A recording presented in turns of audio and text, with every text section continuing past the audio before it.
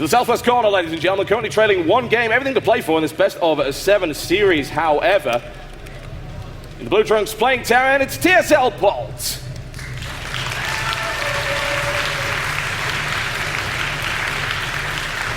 Versus his opponents. It's like, you're going to have the third base. Consider it my gift to you. Playing for Team Millennium, and in the red trunks playing Zerg to the northeast, it is Stephano.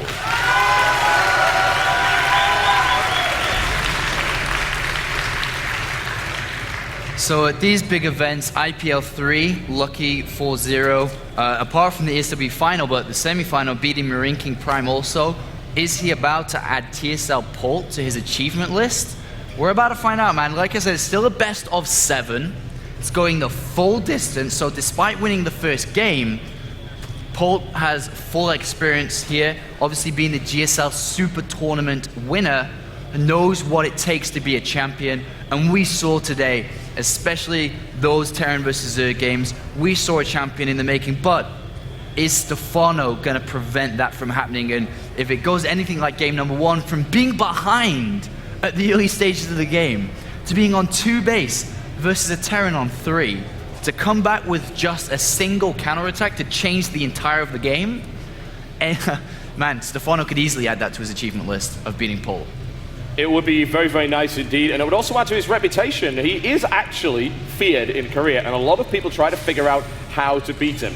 And in the past, he has been out theory-crafted. If you recall correctly, the games with the STC in IPL 3, and then, of course, the rematch against the STC went the other way. And arguably, the entirety of OGS sat down and said, here's how you beat Stephano.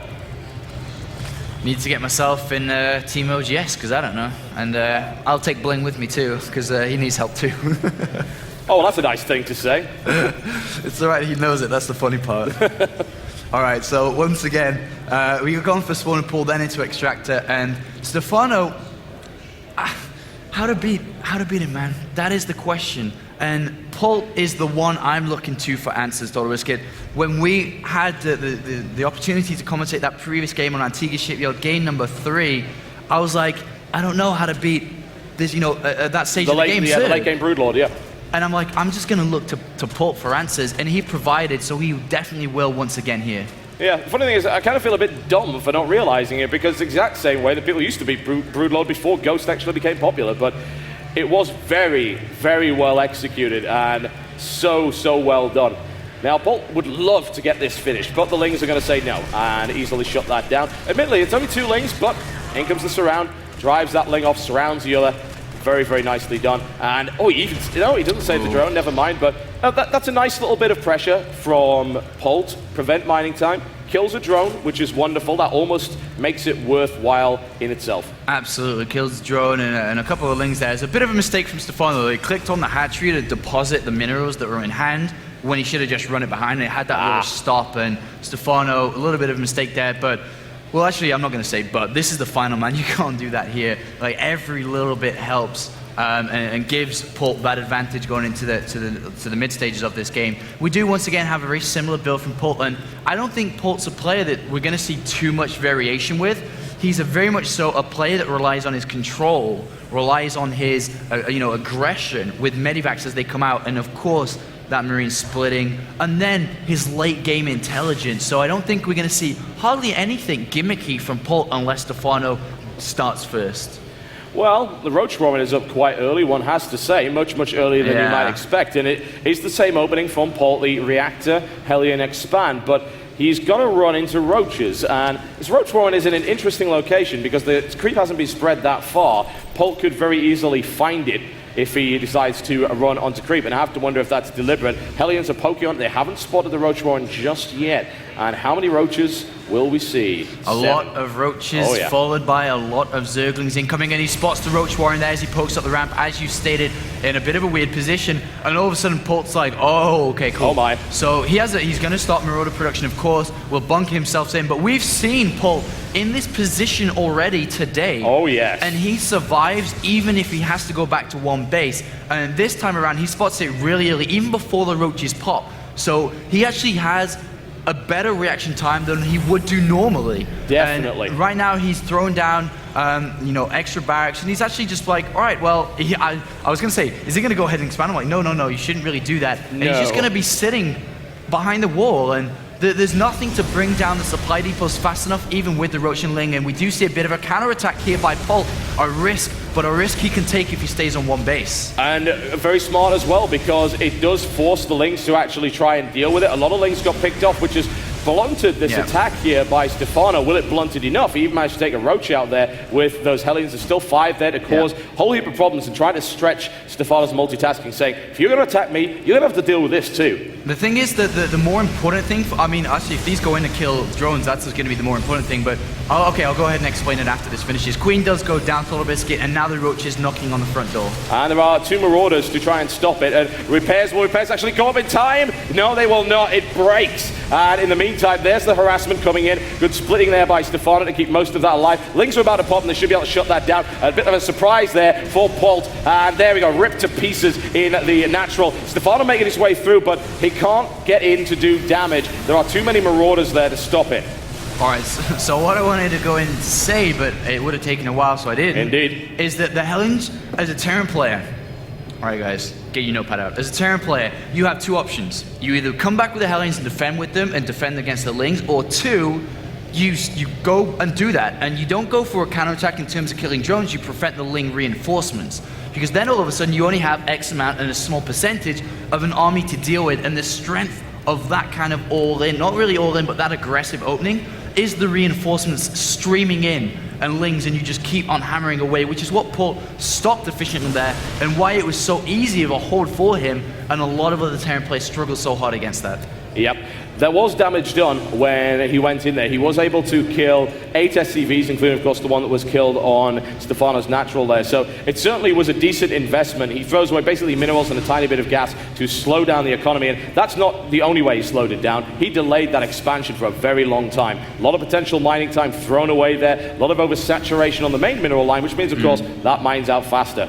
And once again, Stephano here on the left with Lings, looking to go in now, expecting the units to be in the center as you were looking at the Zelnoga Tower being cleared. Stephano didn't quite get that right, but it's still worth a try most definitely. And oops, that was a little bit of a slip up. Don't do it. Polt will find the right position, and every single time he nails it, he knows, like, I want to engage here, right over there, so there's no surface area for you to hit me with Lings. He's great at that. He always picks his battles. And the thing is, what I've seen with Polt throughout the entire of the tournament is he's actually very good at defending against counterattack. Always leaves units behind, always has a siege tank there as well, and always walls in key locations. But we do see Polt moving out now, and there's a lot of Lings in production for Stephano, and +1 carapace is about to come into play. There's no upgrades at all for Polt, so these Lings will survive, and he actually can't pick up everything here, so he's definitely going to have to lose some units, but he has stopped Stephano from making drones. As you can see, so many Lings are here. Oh, and there is the surround. Lands right on with the +1 carapace and starts to slice his way through there. There's the pickup, but loads of damage done by Stephano, nothing done by Polt whatsoever, and you know what? I think those Lings are going to follow him home. They will, and they won't really be able to achieve anything just as Lings. There is that wall off being completed, and we do have a 3rd base from Polt. Already in his main base, he's using the mules, which is going to enable him to go for this engineering bay, to go for this +1, and then very soon add the 2nd engineering bay, and really push his upgrades forward because of that strength and that economy boost he's going to be given. But he doesn't want to move out to take an expansion yet, and he actually needs to lift that supply depot, otherwise, okay, there's not that many Lings there, but he doesn't want to move out to take a 3rd base right now because the amount of presence that Stephano has on the map, it's so much. There are so many Lings around, and one loss of a big engagement, one big army, if Polt loses it, could be game ending, could be just 0-2 down.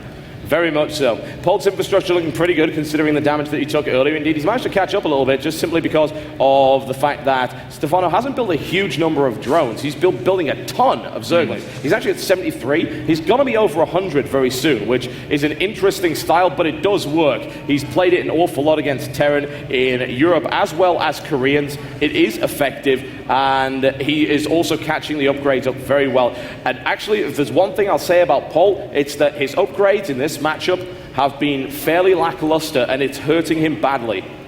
Indeed, he is working on the 2nd engineering bay and armory now. We'll be able to continue into that. He does have 2 tanks now, a 2nd factory being produced too, so he can kind of just build that can up. And he's already starting towards that third base. You can see the green illusions of the supply depots and bunkers coming in. So he's going to narrow the area, which Stephano will ideally want to go for. And what we could see from Stephano right now is a pronged double attack going into the natural area and also the third base, because he has so many lings. But it looks like he's running to the bottom right-hand side of the map. I'm not too sure why. There's no drops or anything coming, so he doesn't need to be down there. But at the same time, Stephano throws down the hive. Well, not really throws down the hive, but does upgrade to the hive now. Oh yes, and Stephano's going to be throwing down an entirely different way over here, but he is stopped by the presence of all of these units over here. Little unpleasant bunkers up as well. Doesn't want to get too close to that. I really am not actually sure what they are doing down there. I think they're worshipping at this green glowy altar over here for whatever reason. I don't know why. And no scan down from Polt yet. No idea what Stephano's doing, but he doesn't really care too much at the moment. He's just trying to get that third base up. And that's when we'll start to see a bit of scouting, scanning, dropping, and so on. Because he needs to know what Stephano's doing. And we do see a drop now, first of all, going down the south side here for Polt. And we'll be going towards that bottom right expansion. But links are already there, already set up. And still no scan yet from Polt. Meanwhile, is Stephano, no Spire has come down. So we will be going Ultralist once again here. It seems to work, certainly. Polt's tank count is starting to get pretty high, but it's not really the tank count that matters so much, it's the Marauder count. And Marauder count is actually getting pretty reasonable, but upgrades. Polt is behind in that regard, and he's going to get punished for it. Stephano looking to easily surround that. So quick! Picks off an Infestor and is just immediately out of there. And I think Polt's just blindly accepting that Ultras are coming. He's watched Stephano play multiple times. He hasn't scanned, yet he does have a decent amount of tech labs on barracks. He's building a lot of Marauders, as you can see. There goes the scan. Does see the hive, but doesn't see the Ultras Cavernous. Once again, Stephano throws it onto the natural, but that's what I'd like to see from Stephano, is just throw in that switch. You know, late game at 16, 70 minutes, just go ahead and be like, no, I'm going to actually go Brutalist this time, because it looks like Polt is just accepting that Ultras are coming without knowing for sure. The thing about Stephano is, especially if you remember his IPL 3 performance, something that I noted was he will use the same style until it fails on one map and then he switches, which is why I think he's doing this. And you see this in multiple tournaments. He doesn't just keep switching up. Yes, he will vary his opening, but he will go into the same style over and over again. And that's an interesting little move there by Stephano. And a double Medivac drop into the main base here is picked up immediately, as Stephano has lings everywhere, but is about to lose a large chunk of lings in the bottom left. Will he be able to achieve anything? Oh, well, actually that third base is quite naked, but he doesn't go there and tries to get the tanks instead. Well, he's going to take a tank and Marauder and so on and so forth, whether or not the trade was worthwhile. Well, to be fair, he's mining from 4 bases, and it's just lings, so it doesn't really matter. He's also unlocking supply, I feel, for more Ultras. You'll see how close he is there, so I think that was deliberate from him. And Stephano does clean up a drop in the main base with Infestors there, but nothing left to see, but it was pretty straightforward with Infestors. But now the more important part, TotalBiscuit, is Polt surging towards that bottom right base. Will be able to get into decent position, and by God, these tanks are. They really, really are. There's a lot of them as well. And the Lings try to come in from that side, and they're stopped. The Lings come in from this side. 3-pronged attack here by Stephano, but Polt crushes it completely. Very nicely played there by him. Those positions were perfect. Yeah, he should have waited for the Infestors, really. Now he's going to take significant losses. The Infestors do come in alone, but could easily get sniped off by these units, and Polt should be bunny hopping tanks towards that expansion. He is also taking the center of the map as well. Really good play here from Polt, and he's establishing a nice little position here. There is, well, these lings on the natural burrowed here. There was a bit of a counterattack, but nothing really happened there. They're just kind of sitting there underneath the ground, ready to go into the main. Yeah, that actually could be very, very annoying. If he waits for +3 and then just pops them in there while the supply depots are down, he could actually do a lot of damage. Or even jump on that supply little train over there. In the meantime, the engagement is coming in. Stephano charging his way through once again, trying to break the tank line and successfully doing so. He's got Ultras, he's got Infestors. The Infestor Terran pops up under there. He burrows as well, which is very nice to see. The tanks still remain alive, however. There's not that many left, though. Look at the upgrades. Why did Stephano go in right then? He had to wait 5 to 10 seconds more, and everything would have been fully upgraded. And once again, a small little mistake here by Stephano, which is uncharacteristic, but Polt takes full advantage of this and will be streaming more and more units down here. But Stephano does manage to hold on to that expansion for now, but Polt can easily back off to these tanks. Yes, he can. The tanks are getting cut down one after another, but the Ultras are taking a lot of hits in the process. Marauders are kiting those Ultras very effectively. Very well done. Lings remain there, which is interesting, but actually this is great. I mean, look at the amount of information he gets from those being there. It's incredible. Absolutely, he sees the reinforcements continuing to stream in, and once again, Stephano only building units, knowing that he has to push Polt away from this location. He cannot let him just stay here with tanks and keep reinforcing to this place, and we do see Ultras coming now. How many are actually out? We do have 3 out, but I just don't feel there's enough, and especially as +2 armor kicks in, and +3 attack, and for the infantry that is, and +2 about to finish on the tanks here. Yeah, he's really tightened up his upgrading, which is good, because that was something that Stephano had a big edge to. Unfortunately, that Ultralisk is wandering to its doom. It just doesn't want to live anymore. Oh, a counter-attack. Well, actually, it was going to be a counter-attack, but Stephano stops. What is he doing? He's like, which way should I go? Is it down? Is it up? And a scan goes down. He's like, well, I know where you are. Yes, indeed. A couple of Lings just run in. Inefficient trades, but he tries to go from behind, which will smash through the majority of the tanks. Polt is still well spread out here. The Lings now move in and rip their way through one tank and the second. The cleanup is coming. He's finally managed to break it. Nicely done there by Stephano, and a nice grab at the back with those. Finally, and he forces Polt to lift up the command center and GTFO from that location, but Stephano's taken the center. He's taken the north base now, and I was going to say, oh my god, are we going to see the same as last game? But no, this time Polt has tanks in siege mode. He has a decent amount of medivacs here and will be able to replenish them. Also, Polt is building a couple of, just finishing up with a couple of extra command centers for those mules to keep his economy high no matter how many counterattacks happen, and can even start to sack a few SCVs eventually to make his army overall stronger. But Stephano's allowing Polt to get a planetary fortress on the south side. A bit of lack of information there, and we do see that double medivac drop heading to the north side, but Stephano did see it. Yeah, he moves in, takes a little bit of fire as he does, but the cleanup is nice and simple. He sadly doesn't have an infested there to stop it from getting away, and it's actually going to go right for the main. There's not a lot of Lings left in there. It might actually be uncharacteristically a drop that does damage against Stephano. And he is going to drop in there. Stephano streaming Lings, but at the same time that Polt pulls into the main base, Polt moves to the north and kills off another expansion. A nice little maneuver there by Polt. Very good indeed, and Stephano does not have the units for it. He loses a lot as well. The units lost is actually the craziest thing to watch. The efficiency of Polt here is fantastic. Stephano is not trading efficiently at all, and it's taking a lot of damage in the process. Another base down. Indeed, and Polt is playing this so well. He's not making hardly any mistakes here, and Stephano needs a mistake to be made, such as leaving this command center naked down here. It will go down super easily, but if he catches this army of Polt unsieged, maybe he can do well, but the army supply is telling us a pretty different story. It's 90 supply for Zerg, 122 for Polt, and his upgrades are incredibly good now, as you can see in the production tab, almost up +3 in the Marines and Marauders, and +3 on the tanks as well. Yeah, even grabbing building armor, which is wonderful. In the super late game against the Ling heavy style, building armor is incredibly good. It really does increase the time that you've got with your planetary fortress alive.